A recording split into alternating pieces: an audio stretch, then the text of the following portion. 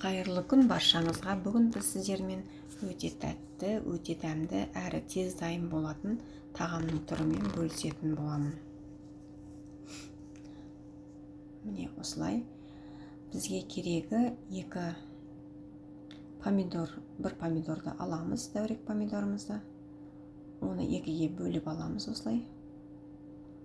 Сосын біз көк пиязымызды турап аламыз.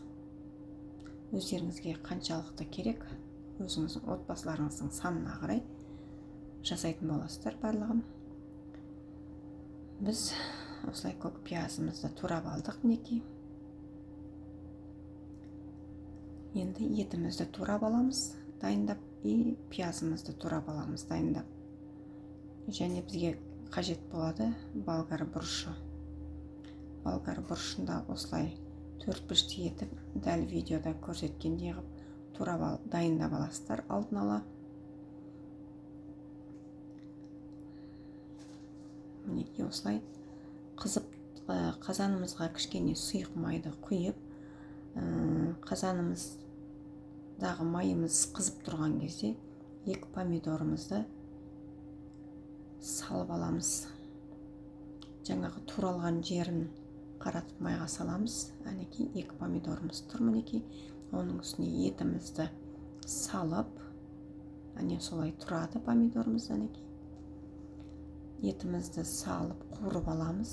И және де пиязымыз салып қуырып алатын боламыз. Өз дәмдеуіштеріңізге қарай чеснок, сарымсақты қоссаңыздар болады. Бірақ мен сарымсақ қоспадым, тек қана пиязбен осылай қуырып алдым. 2 помидорымыз осылай тұрады, әбден қызғанша. Әбден помидор қызып болған кезде осылай қабығы оңай ашылатын болады. Қабығын ақырындап ашып, сыртындағы қабығын алып тастайтын боламыз екеуінің де. Бұны мен не үшін қолдандым? Томат қоспадым, томат қоспай-ақ осы помидордың қызылына қыздырып, суын шығарып қуырып жерсеңіздер, өте тәтті, өте дәмді болып шығады асымыз. Мінекей біздің қуырылып болған құймамызға мен 250 грамм көлемінде су құйдым. Тұзын қосып дәмдеу үшін дәміне қарай. Осылай кемидің мынандай домалақ-домалақ, арасы ашық түрін алдым. Осы бұларды бәрін бірінші осылай тізіп алатын боламыз.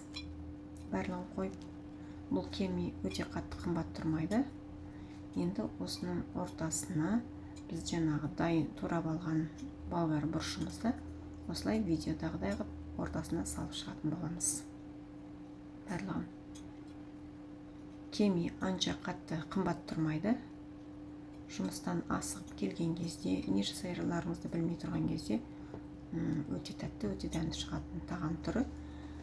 Турап алған көк жуамызды арасына осылай салып, ортасына бәрін бір келкетіп кішкене дайындап аламыз. Сорпамыз біздің қайнап тұр. Жаңағы помидордың суына пісіп жатқан сорпамызға осыны алып, үстіне қойып шығатын боламыз. Мінекей осылай тізіп шықтым. Міне, томат қосылған жоқ, помидордың қызыл суына өте тәтті, өте дәмді болып шығады. Міне осылай бұқтырып 15 минутқа қайнатып алдым. Міне тамағымыз дайын.